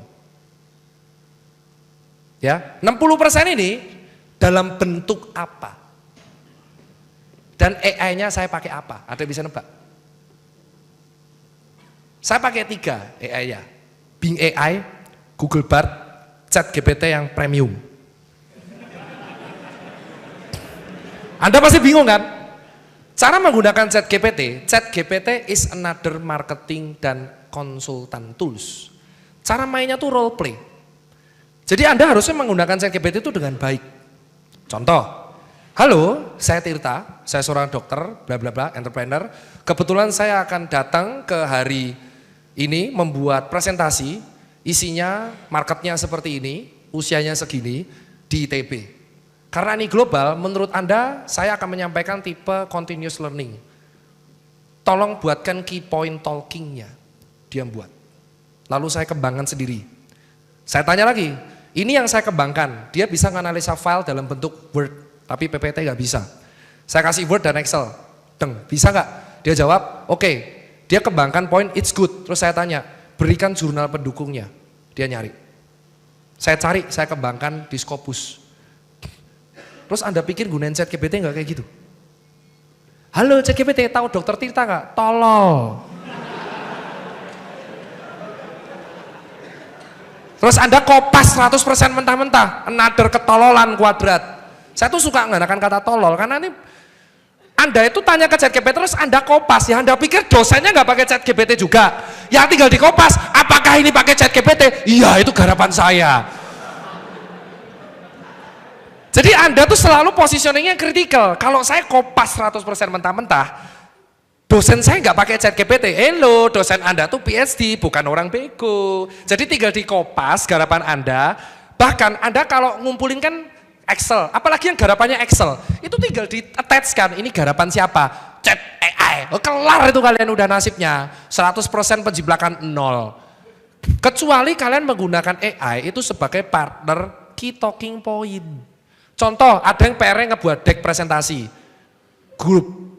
Anda buatlah, ini saya dapat tema kelompok seperti ini, temanya ini, topiknya ini, saya buat ini, pengembangan saya seperti ini. Menurut Anda apa yang harus diperbaiki, key talking point-nya apa? Dia akan ngebuat slide 1 apa, slide 2. Oke, kalian kembangkan sendiri dengan grup. Tujuannya ChatGPT itu adalah menjadi level apa? Junior manager. ChatGPT itu role play mainnya. Yang gratisan itu levelnya internship, makanya agak bego-bego jawabnya. Yang berbayar plus itu level agak atas, karyawan tetap 5 tahun 10 tahun. 5 tahun lah. Yang level di atasnya lagi, itu sudah level yang expert. Nah gitu, kalau kalian kopas mentah-mentah, itu menunjukkan kalian tidak kritis. Dan Anda pikir, Anda bisa menebak berapa banyak tokoh internasional sekarang yang nggak pakai AI? Anda nggak bisa menebak. Kalau tadi saya nggak bilang 60%, Anda cuma bingung tadi. Buset, 60%, tepatnya 62. Dan Anda pikir saya ngetik. Setelah 60% gunakan AI, Anda pikir ini saya ngetik. Oh tidak, yang ngetik istri saya lah. Saya tuh cuma ngasih ide. Jadi skill CEO adalah delegasi. Seorang leader yang punya usaha dan masih mengatur level terbawah, itu bukan karena dia kerjanya bagus. Itu berarti ada loophole di sistemnya. Pemimpin itu tugasnya bukan ngurusi hal receh, bro. Pemimpin adalah ngebuat mind mapping, plan short, mid, dan long, dan ngebuat delegasi serta hierarki organisasi. Kalau dalam sebuah perusahaan, pemimpin masih ikut campur di sisi terbawah, berarti yang salah adalah SOP hierarkinya. Pemimpin ngurus yang paling bawah tuh nggak boleh. Tapi cara delegasinya juga harus proper. Itulah pentingnya kalian lifelong learning. Kalau kenapa saya belajar terus jadi seorang dokter, 10 tahun ini 5 menit saya minta bonus, jadi dokter tiba-tiba saya jadi MBA, simple. Karena saya merasa lack of disiplin dan lack of leadership yang ngebuat saya bisa tidak mendapatkan trust dari employee. It means itu saatnya saya harus belajar lagi. Karena saya merasa tidak cukup dari experience. Itu yang bagian ini. Bagian awal, ini saya buat sendiri nih. Ini satu-satunya kita buat sendiri nih. Artinya apa? Kalau kita nggak punya experience, merasa cukup experience ya, ternyata kurang. Ya, mau nggak mau sekolah lagi. Itu alasan kenapa setelah 10 tahun, sudah punya 70 toko, sudah punya employee, saya sekolah lagi, karena rasa kurang. Dan ini poin pentingnya, ilmu itu dan tulisan, tahu tulisannya di jurnal, itu satu-satunya hal yang bisa kita wariskan kalau kita mati, Pak. Loh, kalian nggak mikir sejauh itu ya? Kalau kalian mati, dikubur atau dikremasi, kalian pikir berapa tahun keluarga kalian akan ziarah ke kuburan kalian? 5 tahun. Itu pun doa, semoga sukses. Tahun pertama kalian mati, kalian paling akan didoain, semoga masuk surga, dipermudah di sana ya, tidak masuk neraka. Tahun kelima, saya masuk ini nih, tolong doakan ya. Ngopo itu aku mau mati, mau doa-doa kayak Jadi kalian itu hanya dimintain doa ketika lebaran. Tapi kalau kalian meninggalkan karya, legacy, karya, itu akan dibaca sama generasi di bawahnya. Itulah alasan kenapa knowledge itu tidak bisa dimusnahkan. Warisan kita itu adalah buku dan tulisan. Dan itu saya baru sadar, karena saya tuh kalau gak ada buku, gak ada ilmu, gak akan ada Tirta yang sekarang. Mungkin saya masih terjebak dengan ketololan saya, koar-koar gak jelas, tanpa ilmu yang jelas. Dan ilmu itu harus ada gurunya. Ilmu kalau gak ada guru yang ngajarin, itu akan jadi liar ilmunya. Gak ada yang ngarahin. Nah ini tugas kalian masih semester 3. Jangan ngerasa cukup. Merasa di kampus sudah dapat dosen, terus kalian ngerasa selesai gitu aja. Enggak. Karena ketika lulus, ilmunya di kampus kalian tuh hanya sepersekian persen. Kampus hanya melatih critical thinking. Itu loh yang harusnya kalian tahu. Critical thinking tuh tahu. Ilmu berpikir kritis, problem solving, 5W+1H, terapkan 6Y. 6Y tahu kan kayak, why, kenapa saya harus melakukan itu? Kenapa saya harus melakukan itu 6Y? 6 kali. Jika akan 6Y itu jawabannya ya semua, baru lakuin. Itu decision analysis. Atau diagram Ishikawa, itu harus hafal luar kepala. Diagram Ishikawa tahu kan? Belum? Oh ya. Ishikawa, jadi kalian harus, di kepala tuh harus tahu, ya tidak, ya tidak, ya tidak, ya tidak. Oke. Sometimes doing nothing is much more better is doing something. Itu kalau di humas namanya adalah silent treatment. Jadi tidak semua hal harus kita reaksikan. Kalau di buku namanya stoik. Bukan kita yang mengontrol people. Kita yang mengontrol reaksi diri kita terhadap orang lain. Nah itulah pentingnya lifelong learning dari saya. Lebih lanjut kalau mau dengerin kuliah saya, ya bayar. Bayar ya, ini ilmu gratis. Saya mendidik kalian, bayar. Jadi kalau ada orang buka kelas, gak apa-apa, kalian ikutin, itu soft skill, soft course. Cuman semua manusia tuh punya privilege-nya masing-masing, yang membedakan garis startnya. Bukan berarti karena dia privilege-nya besar, itu tidak menghentikan dia tidak boleh sharing, oh enggak. Privilege besar, kalau dia mengolah dari besar, dia akan jadi hebat. Saya punya teman yang privilege-nya sangat besar. sangat punya. Jeju namanya. Bapaknya yang punya Sunli, ngebuatin plastiknya Astra. Tapi dia membuat USS. Dia manfaatin privilege dengan baik. Dia bisa aja berfoya-foya, beli mobil jadi ini. Tapi dia buat USS. USS-nya jadi besar sama Sayed. Menghidupi 150 orang. It's part of memanfaatkan privilege dengan baik. Privilege itu adalah source modal. Kalian bisa milih kalian lahir di mana? Kan enggak. Jadi kalian nge-charge privilege, ini point of view-ku. Kalian harus belajar dari sosok, tapi jangan 100% percaya sosok tersebut. Karena kalian tahu sini, karena mentang-mentang Tirta, kalau saya nggak ngomong, kalian akan percaya ini slide-nya beneran. Plot twist kan? Di momen seperti ini, saya ngasih tahu ini 60% AI. Ini bukti bahwa saya bisa mendeceive kalian, menipu kalian, hanya karena sosok brand image. Itu aja kalau dari saya. Lebih kurang saya minta maaf. Assalamualaikum warahmatullahi wabarakatuh. Waalaikumsalam warahmatullahi wabarakatuh. Silakan Mas Tirta. Luar biasa ya. Maaf ya, 1 jam. Pak dosen ya. Monggo. 1 jam nggak berasa ya. Dan yang tadi berdiri sudah duduk. Ada beberapa masih berdiri.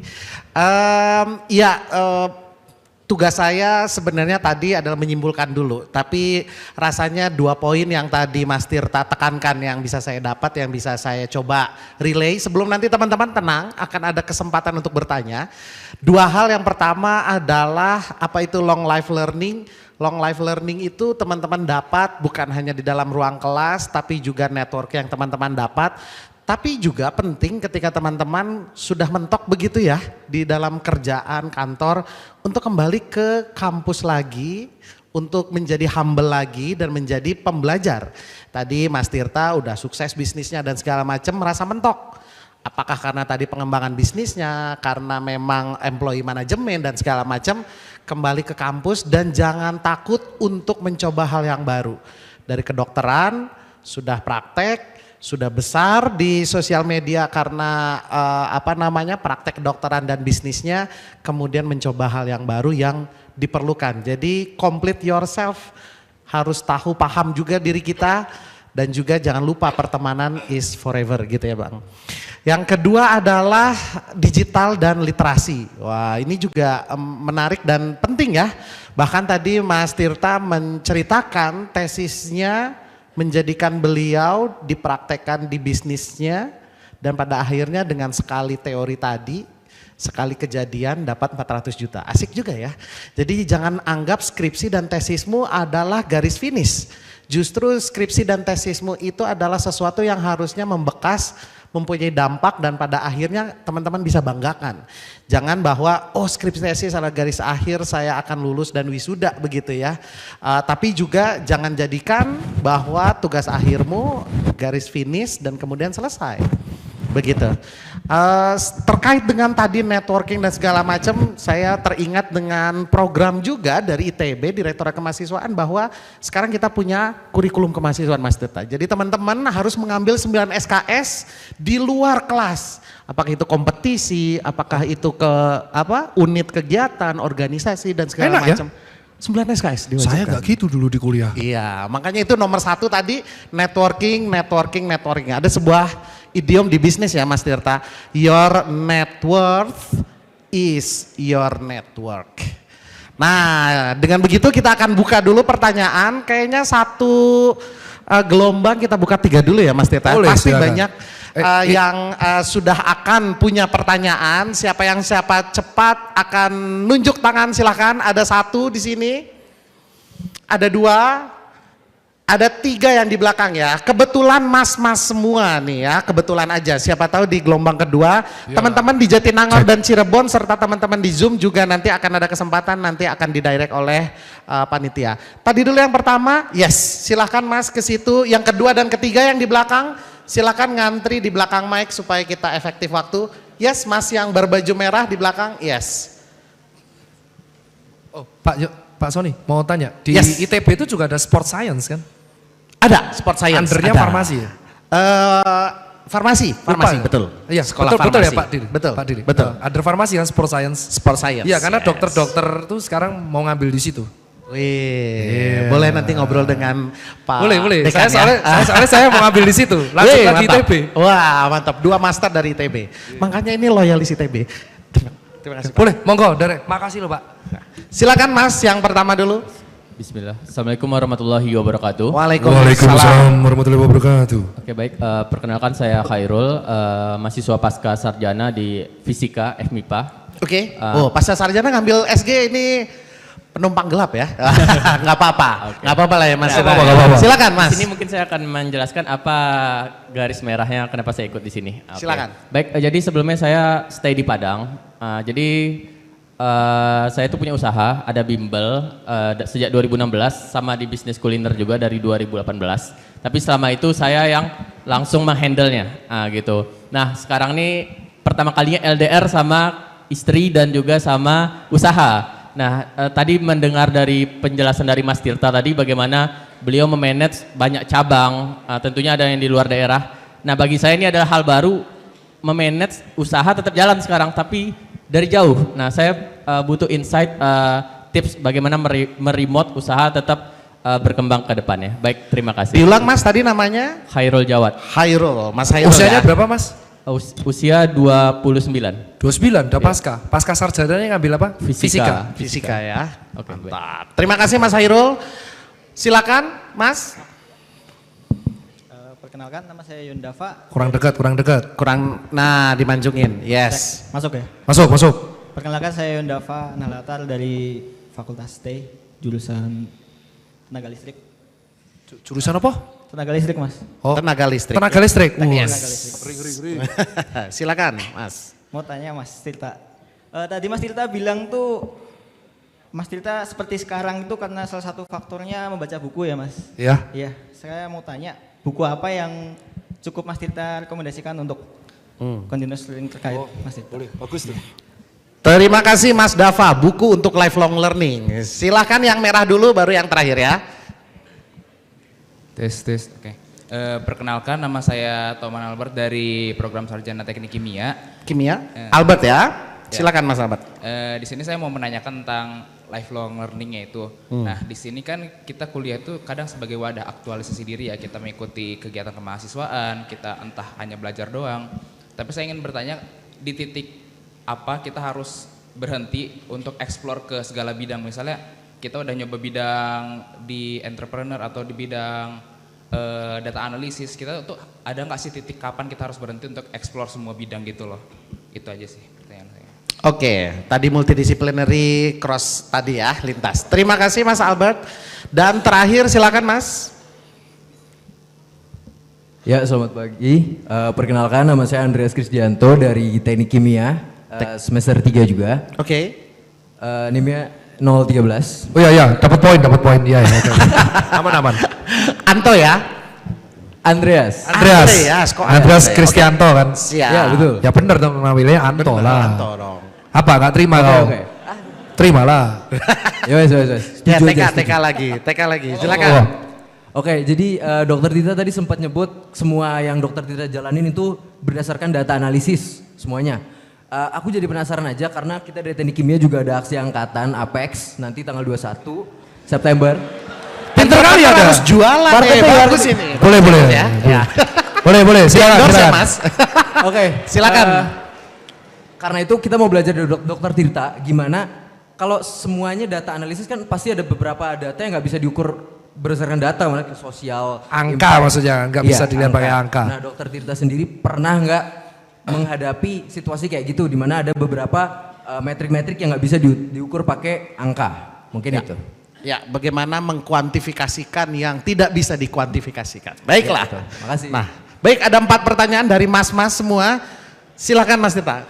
Oke, yang buku itu sebenarnya ada 2 buku saya. Tapi kalau teman-teman pengen baca itu adalah monggo. Yang paling saya suka baca itu adalah karangannya dari Pak Hirmawan sama Philip Kotler, itu kolaborasi mereka. Pak Hirmawan tahu ya, itu direkturnya dari Mark Plus, ownernya Mark Plus, direkturnya sekarang Pak Jacob. Dan ini plot twistnya, saya sering banget baca buku itu, saya bawa buku itu kemana-mana karena saya mengidolakan Mark Plus.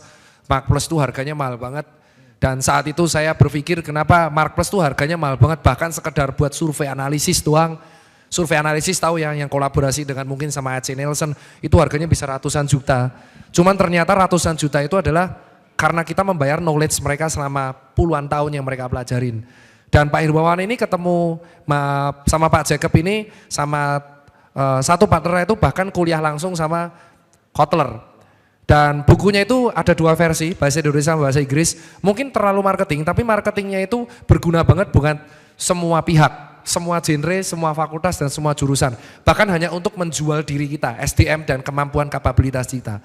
Dan dari situ plot twistnya, penguji tesis saya itu di rootnya Mark Plus. Itu plot twist. Jadi yang nguji pada waktu saya title di tesis defense, final project defense, itu Pak Jacob, Pak Jeki. Dan itu Pak Jeki itu adalah saudaranya Pak Irwan Mursi, owner Rolex.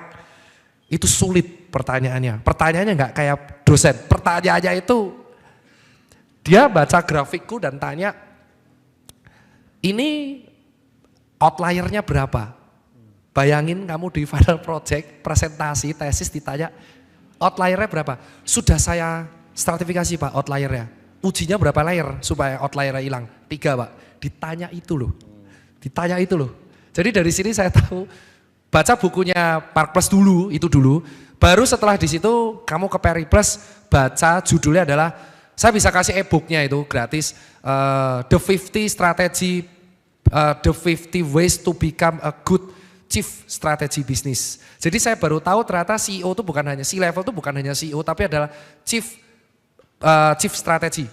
Chief Business Strategy, CBS, itu ada. Dan itu yang menentukan ternyata strategi itu ada banyak dan harus ada di pikiran kita. Dan ternyata kayak decision analysis, A/B testing, terus itu hanya some of the strategy analysis yang ada di dunia.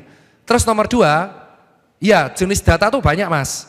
Data tuh ada numerik sama deskriptif Mas. Nah kalau datanya itu berupa angka, kita harus numerikan kalau mau diukur. Contoh, ketika kita melakukan survei, seberapa besar minat Anda untuk mendaftar SDA? Emang minat bisa diukur pakai angka? Kita pakai range. Tentukan angka 0 sampai 5 jika Anda ingin 0 itu sangat 0 nggak bisa diukur, 1 sampai 5. 1 tidak berminat, 5 sangat berminat. Anda yang harus mengkonvert tulisan itu menjadi angka. Nggak bisa kalau nggak. Karena data itu ada string, tahu ya, type string, tahu kan ada string. Aku bukan teman-temannya di komputer ya, jadi aku kalau mau diluruskan Bapak, ada tipe string, ada tipe deskriptif dan kawan-kawan, itu harus bisa diangkakan. Dan kalau enggak, kita bisa menggunakan analisa yang by kata. Contoh, di Twitter kita bisa melihat apa yang trending saat itu, ada toolsnya, kita bisa cek pakai Google Analytics atau ada toolsnya, scrap, kita scrap datanya, kata apa yang paling sering disebutkan di Google dalam waktu 2 jam terakhir. Dan itu yang digunakan oleh banyak media Mas. Jadi bisa, semua itu bisa, ada toolsnya, tergantung Anda punya duit buat bayar toolsnya enggak. Karena semakin toolsnya semakin bagus, semakin mahal. Ya itu nomor 2, dan itu bisa diterangkan sama teman-teman dari data scientist. Mungkin kalau di sini ada jurusannya, Anda bisa berpartner dengan itu future kita di masa depan. Dan nomor 3 tadi menarik, aku jawabnya acak ya, karena 2 pertanyaan ini menarik, dah aku jawab. Jadi Anda kalau nggak tahu, teman-teman teknik kimia, jangan Anda garap sendiri. People management, Anda cari dari jurusan lain yang memang berkompeten di bidang itu, Anda berpartner dengan mereka, jadikan mereka pembicara. Karena nggak bisa kita menghandle apapun itu sendiri.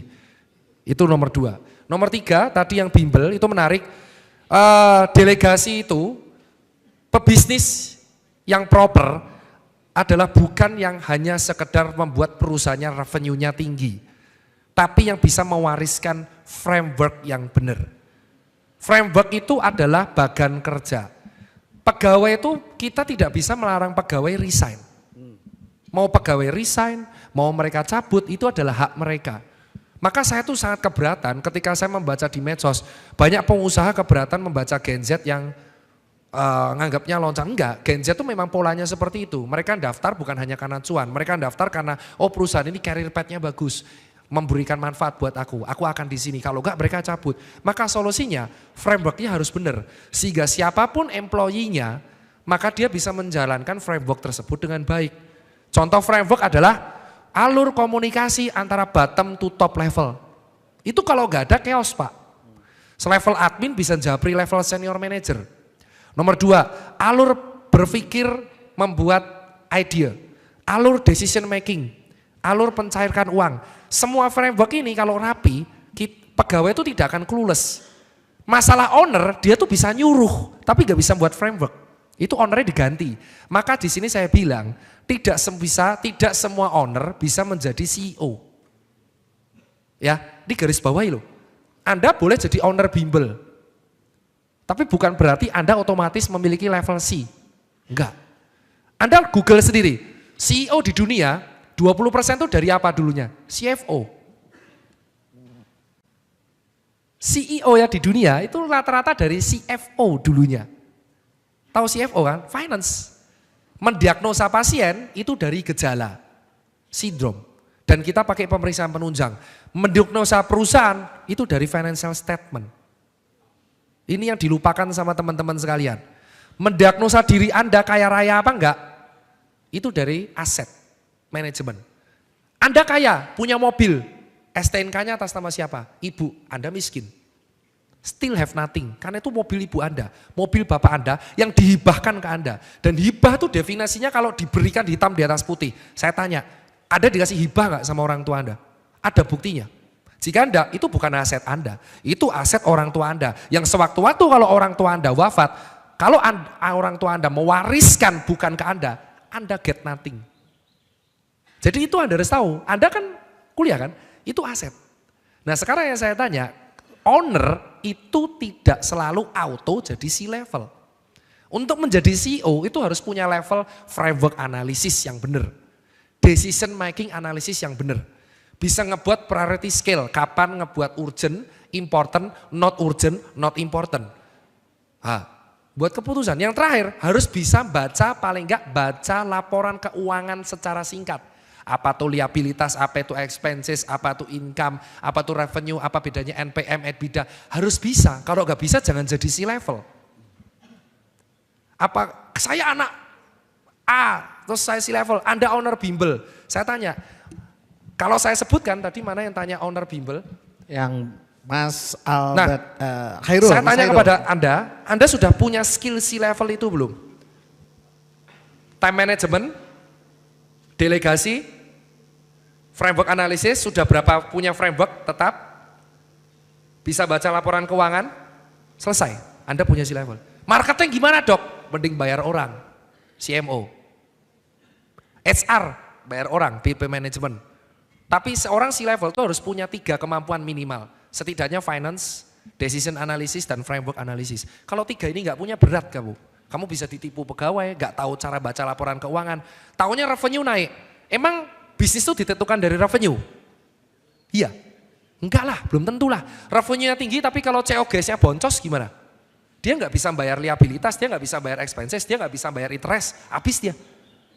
Perusahaan itu dilihat dari apa? Net profit margin, titik tanpa koma. Perusahaan tersebut hijau kalau NPM-nya hijau. Kalau NPM-nya merah, mau growth-nya 20%, bagiku itu perusahaan bleeding, mengurangi equity. Itu harus ada skillnya, harus belajar dari orang finance. Kalau nggak tahu, belajar. Belajar dari orang finance, lulusan FEB, lulusan akuntansi. Terus pertanyaan berikutnya tadi apa ya Pak?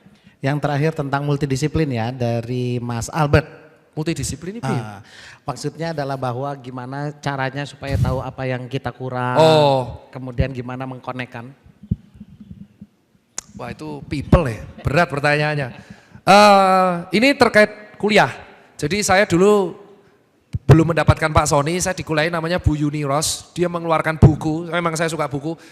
Jadi dosen-dosen ITB itu banyak yang ngeluarin buku kawan. Ada di perpus, saya baca buku karangan Bu Yuni Ros mengenai people management. Jadi kalau Anda mau menganalisa orang lain, jangan analisalah diri Anda dulu. Cara menganalisis diri Anda itu pakai tools HR. Jadi tools HR itu ada banyak. Tapi saya kasih contoh, ada namanya diagram people. Namanya fish. Kamu jadi shark, jadi lumba-lumba, jadi ikan kecil, atau jadi lone wolf. Yang bahaya itu kalau mau jadi lone wolf. Kamu pinter tapi nggak bisa kerja sama orang. Itu dangerous. Artinya mau di perusahaan manapun kamu ditempatin, kamu akan potensi memicu keributan.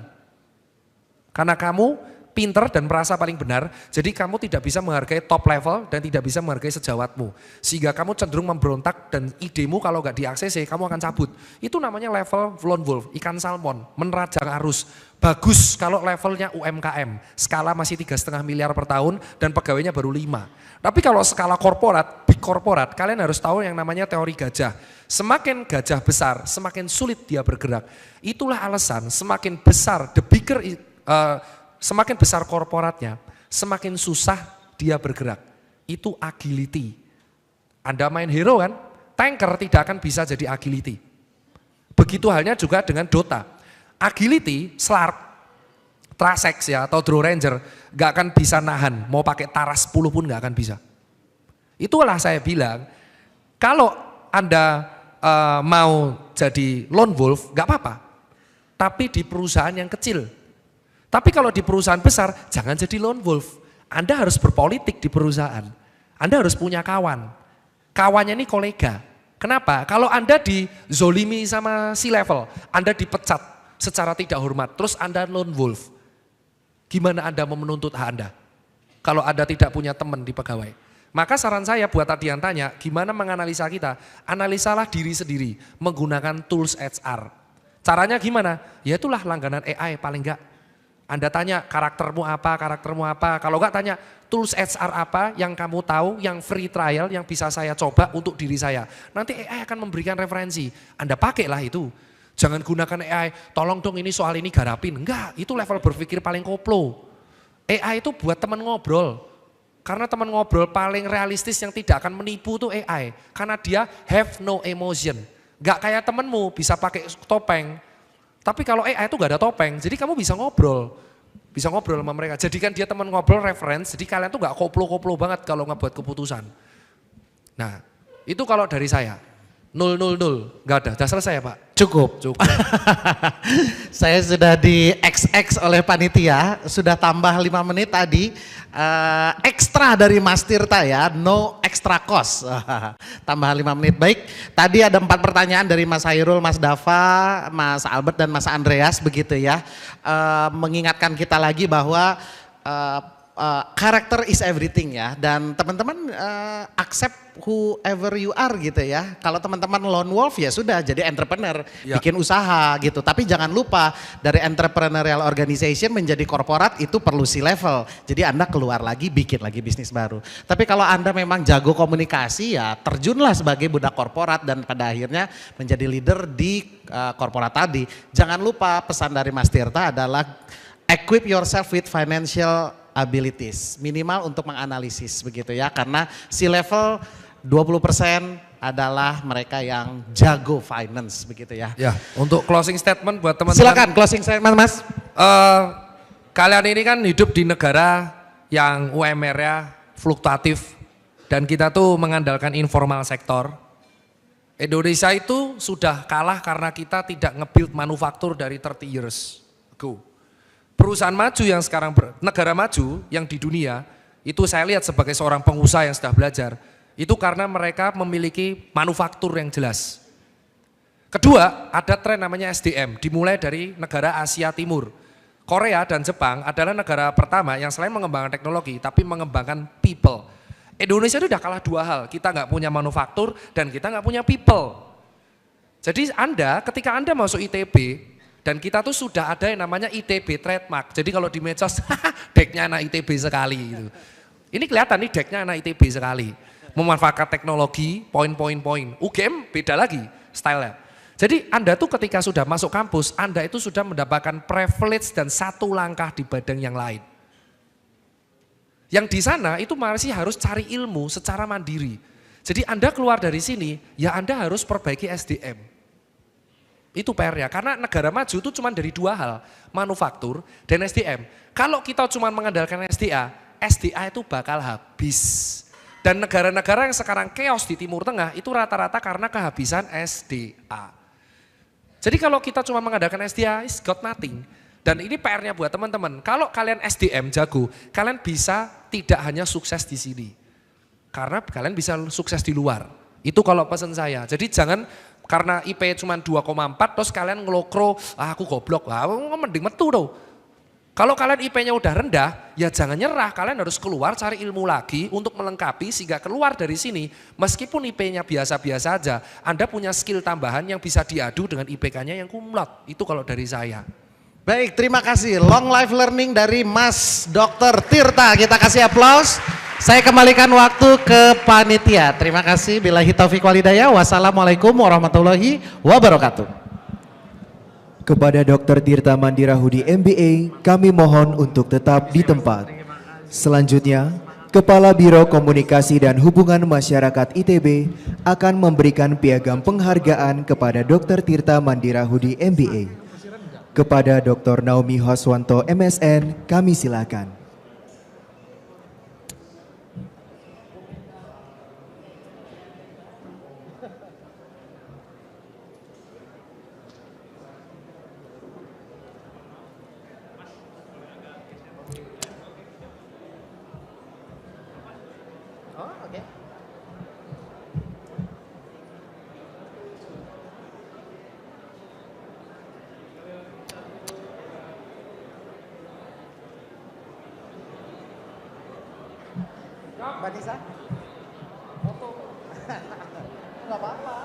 Baiklah hadirin, dengan demikian Studium Generale pada hari ini telah selesai.